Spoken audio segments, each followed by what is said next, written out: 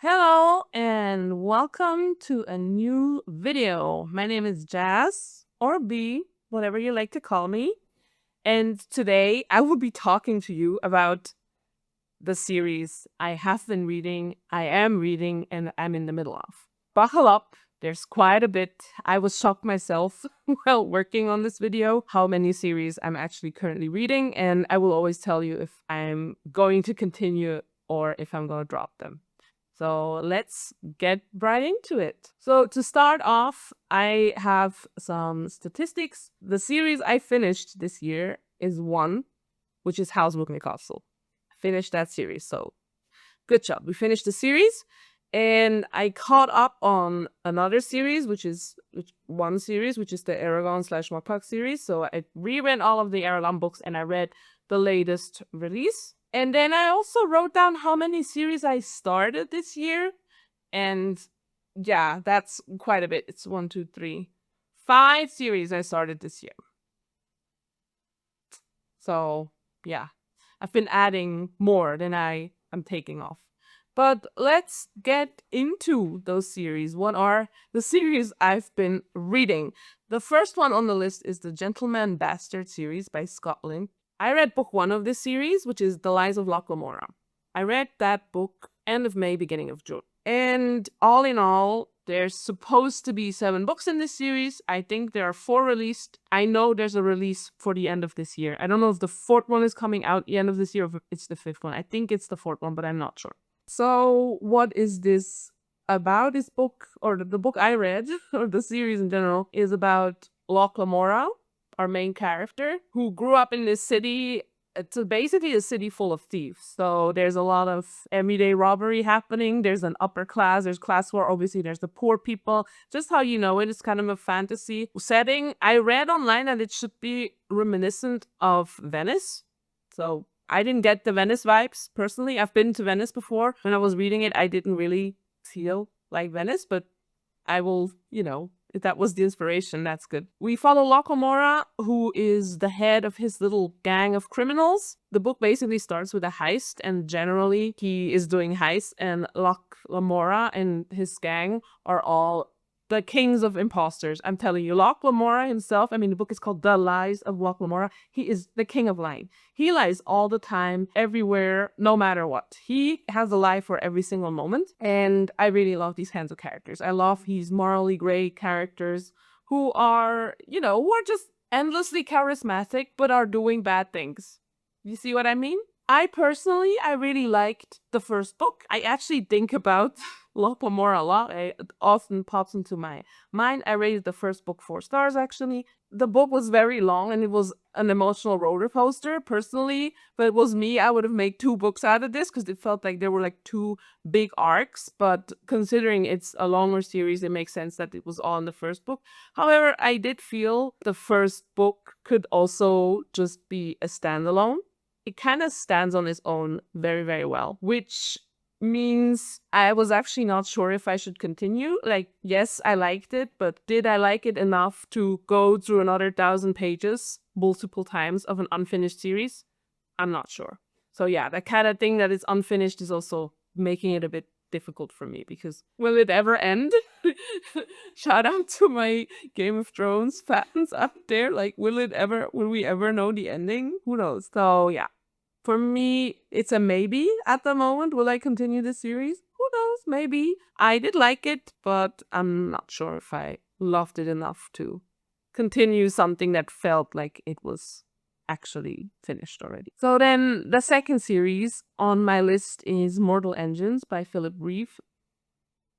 They're up there on my shelf. This series, I read book 1 and 2. I think I gave none of them more than 3 stars. And there's a total of 4 books in the series. I own all books. It's a middle grade sci-fi. It plays on our Earth in an undefined future. And we're living in a future where the environment has become so inhabitable that all people live in cities, and these cities are called traction cities because they are moving around. So they are on wheels or big, I don't know what you call it, like when like tanks have like the rolls, I guess.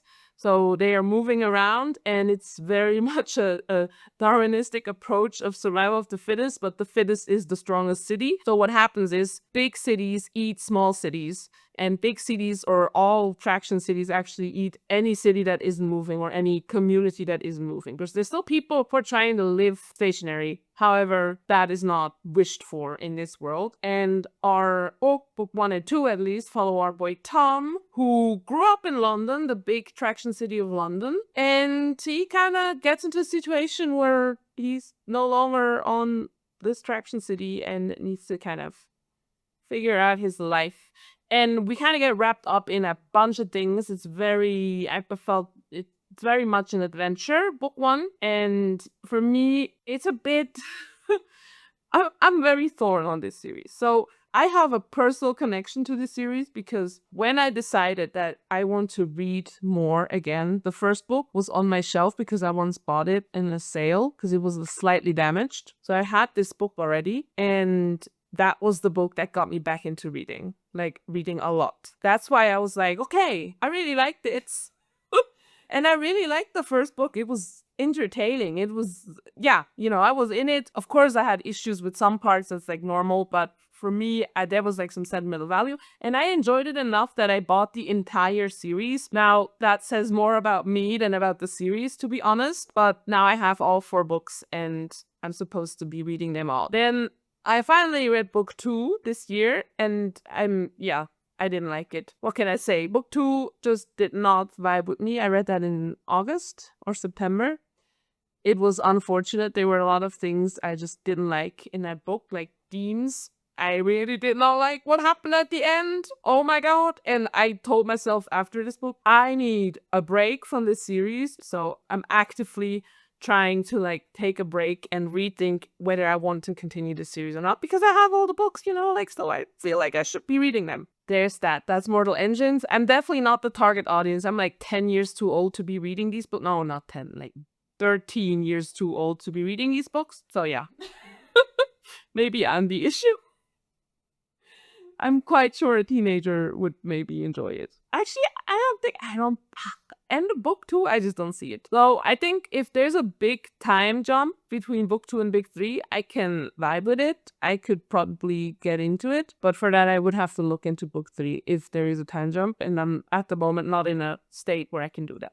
So yeah, Mortal Engines. So after 2 maybes, let's get into a series that I'm enjoying a lot and will definitely continue. That's the Murderbot Diaries by Martha Wells. I've read book 1 and book 2. I think both of them 4 stars. There are 7 books in the series. Not all of them are released as far as I'm aware. Maybe there's an update, I don't know. And this book series follows a murder bot. So it's a sci-fi book, maybe, yeah. Like, disclaimer, it's a sci-fi book. It plays in space. It follows our main character, a murderbot, whose government module has been hacked. Like, he has hacked it himself, apparently, which means he's a rogue unit. He's a rogue murderbot. And the book basically starts with him being aware that he is aware. And what would you do if you're like a murder machine and you can do whatever you want? Well, our murderbot has downloaded the entire entertainment stream and has been watching thousands of hours of series just to entertain himself. Because before that, he had no access to it. And so why not enjoy some TV, very human behavior if you so want to. But of course, there's a lot more going on than that. I really like this series because it's sci-fi. I like sci-fi, but it's sci-fi that doesn't take itself too seriously. It's fun sci-fi. So I read a lot of sci-fi that is very heavy topics, that is very much dealing with like staying alive and corrupt governments and fighting for your survival, just like the usual dystopia stuff that I'm just been eating up. And this is like a very nice break from these kinds of books that I usually enjoy. It's just an easy read, and personally I listen to it as audiobooks, which is dramatized, which means there's a full cast, and I really like that. I think it's so cool. There's music and there's like little background noises and there's different people with different voices, and yeah, I really, really enjoy it, so I will definitely continue the series. I don't know when. I need to be in the mood to read something light like this, so I don't know when I will continue, but I'll definitely will. Then, oh no, I just saw what's next on the list. Oh, okay. So the next one is called Night Huntress by Jeaniene. I read book 1 and 2, and as a teenager, I think I also read book 3 because things I remember from the series have not yet happened. I did not give any more than 3 stars so far. In total, the series has 9 books.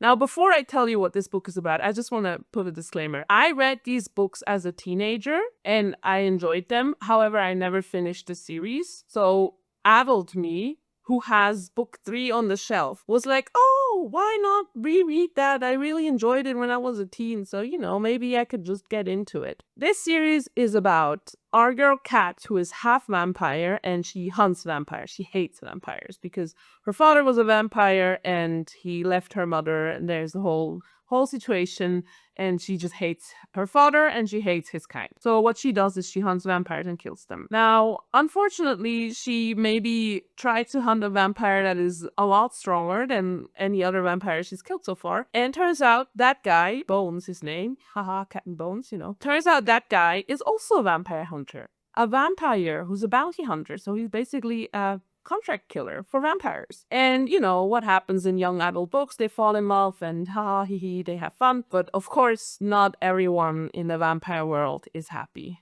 about 2 hunters forging an alliance, a romantic one. I already said I'm reading them because I read them as a teen. I guess it's like me trying to read YA after not having read any of that for 15 years, a bit less. Mainly because it's on my shelf. There's more YA on my top shelf up there, and I'm thinking about doing reading my youth thing, but I don't think it's gonna happen because this series, I read book 1 and I see why I got invested. It makes total sense.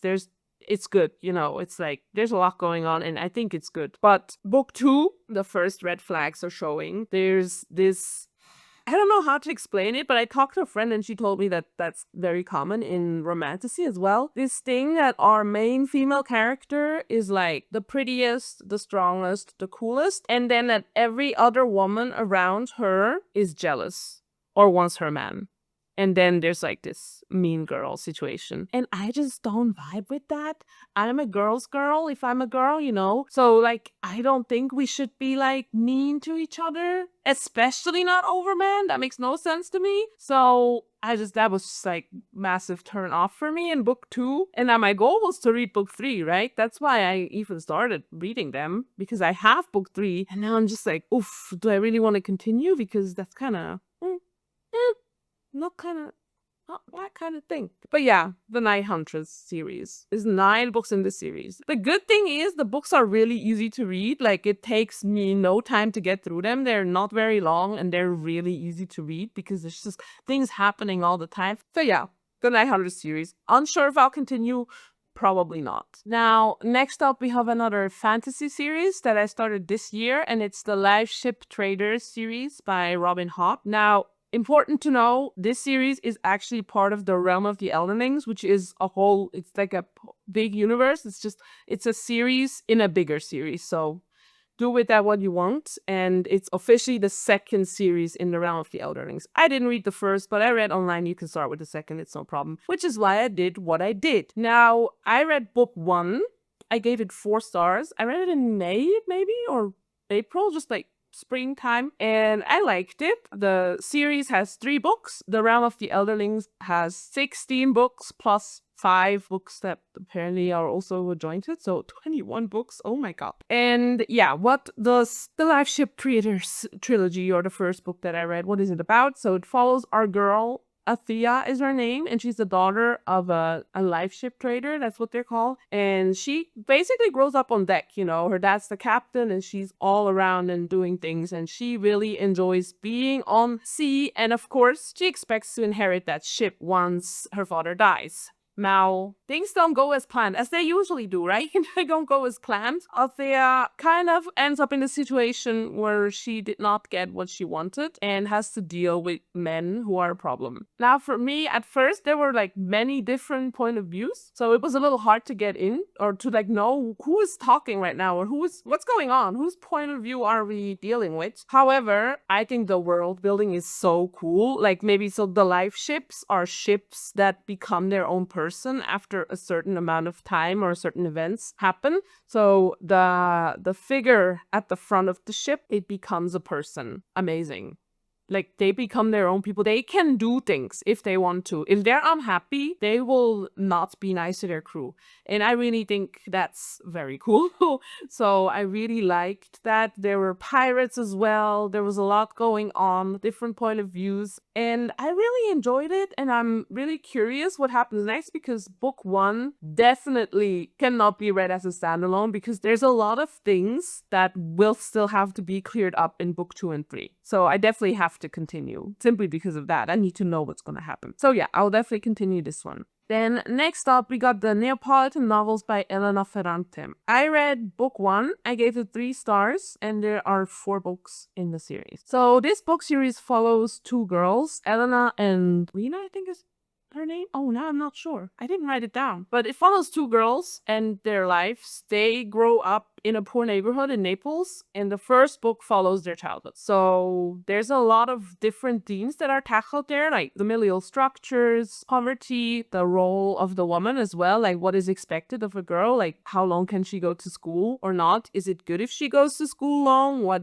doesn't she need to find a man, you know? It plays in the 50s, I think, or it starts there. I'm quite sure, because it's definitely post-war Italy. I have to say, it was not my type of book. So the narration is very much biographical. So it's like written like a biography or an autobiography. However, it's not a biography, but it's very much the way the story is told. It's just the life of 2 people, you know. For me, that was just not very engaging. The book felt very long to read. I felt like, okay, and then what happens next, and then that, and then that, and it was just a story told, and there were so many people. I also felt I could not relate to a lot of things going on. Of course, it's historical fiction, if we want to put it like that. It plays in a different country as well, but I just felt not very connected, because I also don't know Italian history like that, or the reality of growing up in Italy. That's why for me, I was kind of struggling. However, after reading, I've been thinking about the characters quite often, actually. I've caught myself thinking about like, oh yeah, I wonder what they're doing, you know, this kind of vibe, or yeah, so that's kind of that. But after putting it down, I was like, no, I'm not going to continue. And now, almost a year later, I'm like, maybe I could give it another go. So it's definitely a maybe for me. I have a friend who has recommended me the series, and also is like telling me to continue. She loves the series. Shout out to you. I know you're watching, but I'm not sure. Who knows? I might. But I don't see myself continuing it soon. Maybe I'm too young for this series, because I feel if you're maybe like in your 40s, you can relate better to what's going on, to like think back at your childhood. Because for me, my childhood is not long ago. I was a teenager like yesterday in my head. So I don't know, maybe that's also a disconnect I have. I don't feel like I should be reading about like, oh, what it was being a child. I just don't relate to this kind of vibe. Then next are the Cerulean Chronicles by T.J. Klune. I read book 1, so House in the Cerulean Sea, and I gave it 3 stars, and there are 2 books in the series. The second one was released last year. It's fantasy, urban fantasy, I guess. It plays in our world. However, magic is low-key outlawed. So, like, if you do magic, there's a whole thing that if you see someone practice magic, you're supposed to be reporting them. So it's like, it's not good to do magic.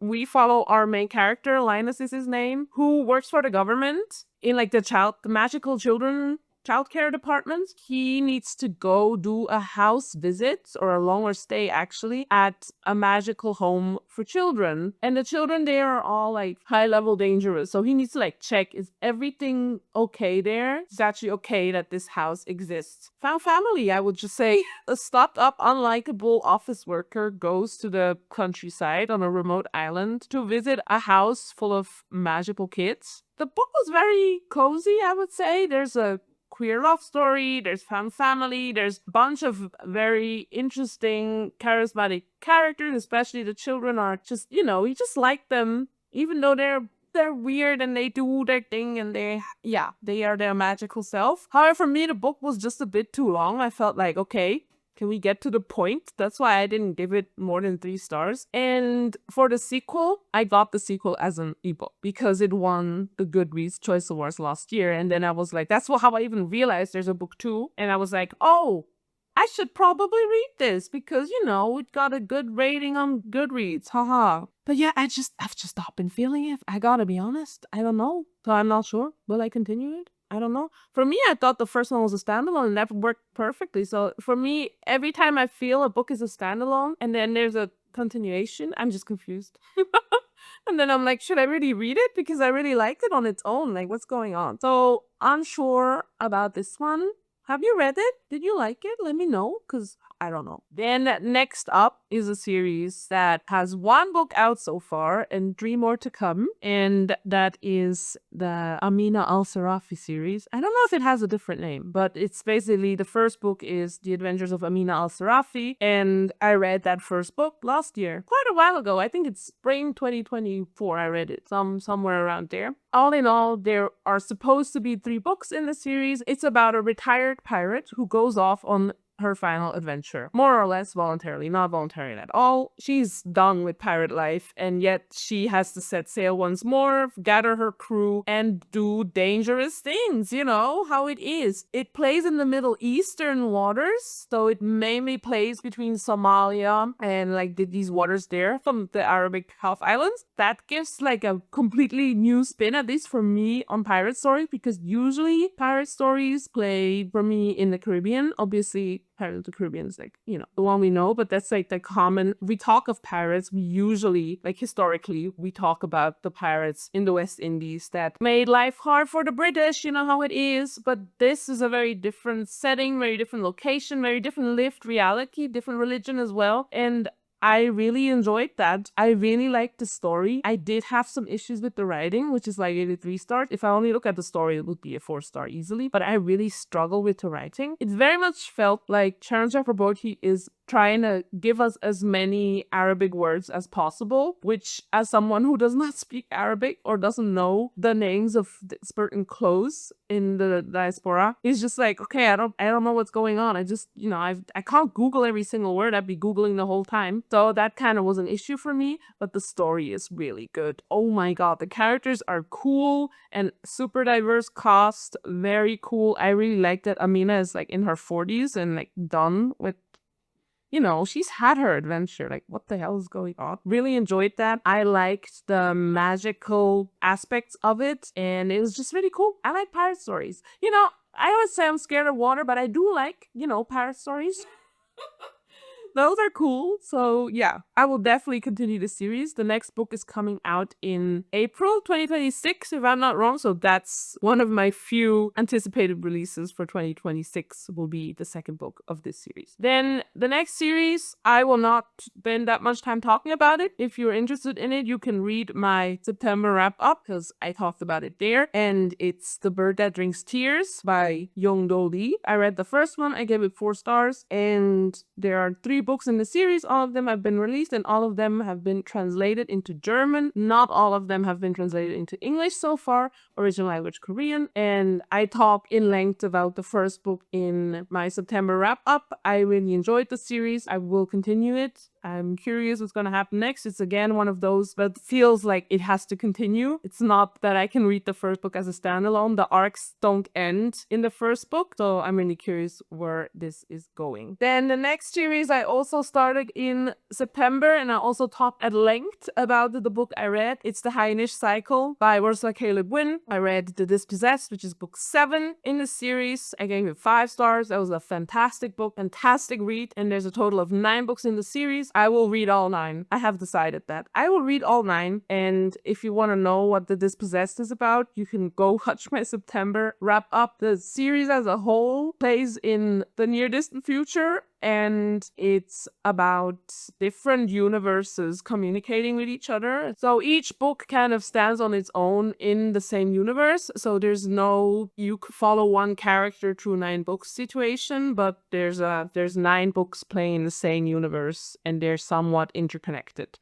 And each book tells us more about this universe and maybe about there's maybe references to another book in the books. But yeah, they also all play in different times and in different places. So yeah, I'll definitely continue that. That's not even a question to me. I have to continue this series. And finally, the last series is also one I have talked at length about, and that was in my very first video.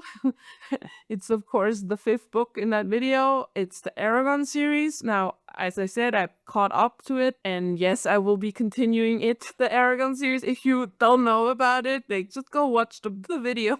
I talk a lot about it. So it's a fantasy series. It has dragons, it has fights, it has a cool world, and it's nostalgia for me. Though there's one more book coming, we do not have an estimated release, but I will definitely be reading the Aragon series of Christopher Paolini. On average, I would say I've rated all of them at least 4 stars. I know I gave the second book in the Aragon series 2 stars, but I think the other ones got like better ratings from me. And that's the last series on my list. Wow, that's a lot of series. Let me count them. Okay, I counted them. It's 11 series that I'm in the middle of. And I did not say for a single one that I will not continue it. I said for a bunch of them that I'm not sure if I will continue them. Great. I have commitment issues in every single way, as you can tell. I'm not planning on starting a new series.